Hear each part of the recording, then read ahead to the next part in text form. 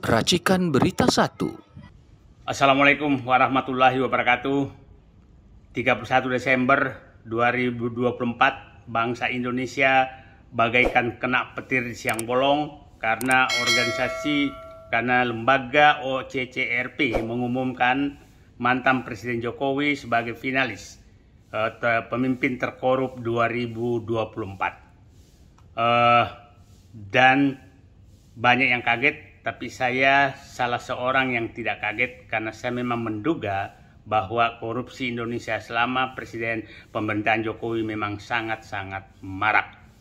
Nah, kemarin mantan Presiden Jokowi juga sudah memberikan klarifikasi dan seakan menantang. Tantangannya ada 4. 1, silahkan buktikan. 2, apa yang saya korupsi. 3, ini framing jahat. Yang keempat, agar ini diproses hukum saja. Nah, itu kita sekarang mau bantu rakyat untuk mengetahui apakah betul Presiden Jokowi melakukan korupsi seperti yang dituduhkan tersebut.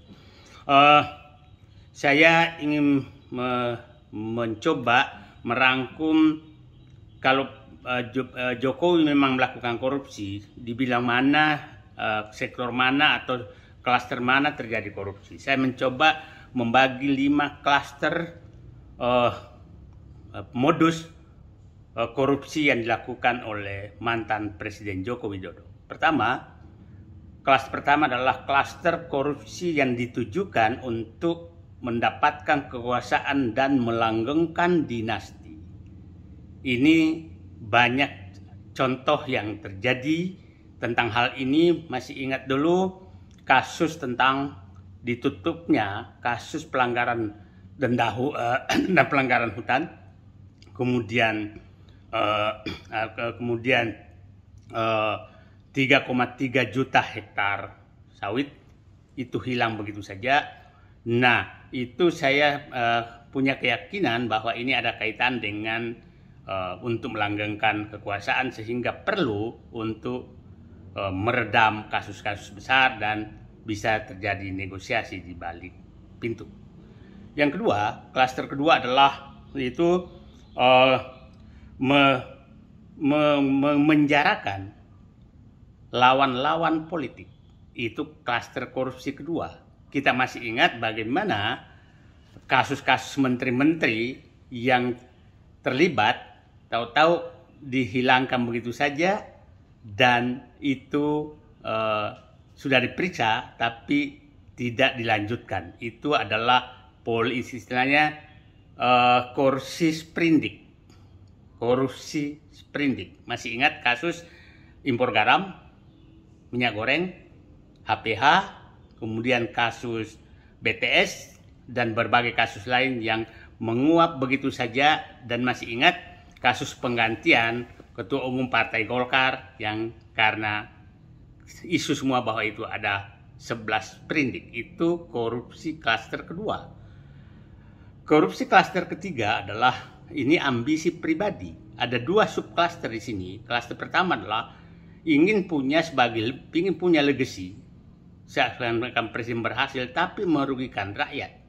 Contohnya membangun kereta api cepat, membangun infrastruktur yang sangat mahal yang menyebabkan BUMN bangkrut, rakyat mengalami kerugian, membangun IKN, dan membangun bandara-bandara yang tidak sama sekali dibutuhkan demi ambisi pribadi Jokowi.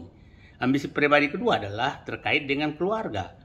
Masih ingat kita terkait dengan kasus penyelundupan nikel yang disebutkan oleh almarhum Faisal Basri melibatkan Airlangga Hartarto dan Bobi Nasution. Kemudian kasus Blok Medan dengan berbagai kasus. Yang keempat adalah klaster penggunaan uang negara untuk menyogok rakyat. Utang BUMN, utang negara sangat naik karena betul-betul digunakan untuk membuat bansos pencitraan yang sangat banyak. Yang dilakukan itu dalam rangka menyogok rakyat. Itu klaster keempat. Klaster kelima yang terakhir adalah klaster korupsi dengan menyogok oligarki.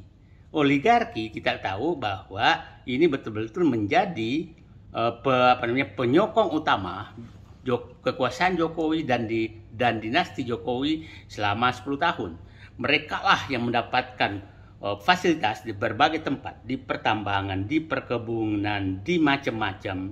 Nah, untuk melanggengkan kekuasaan Presiden Jokowi. Nah, ini puncaknya terjadi adalah oligarki adalah pemberian PSN di berbagai tempat dan fasilitas-fasilitas lain. Sangat jelas bahwa itu merugikan negara, merugikan rakyat. Anda bayangkan contoh kasus PIK 2, rakyat dipaksa dengan status PSN dan Rempang juga demikian. Nah, yang terakhir, yang paling saya was-was adalah bahwa siapa tahu sebenarnya lembaga OCCRP memberikan status mantan Presiden Joko Widodo selaku finalis pemimpin terkorup di dunia. Siapa tahu mereka memiliki data lengkap terhadap korupsi atau korupsi yang dilakukan dan disembunyikan di luar negeri. Ini yang paling was-was.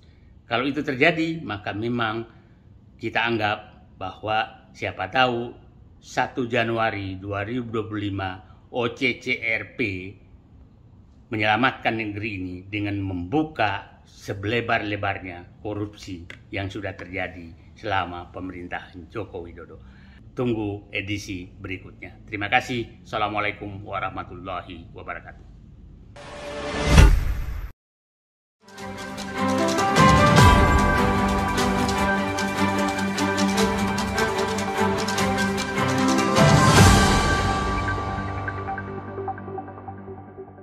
Racikan Berita 1.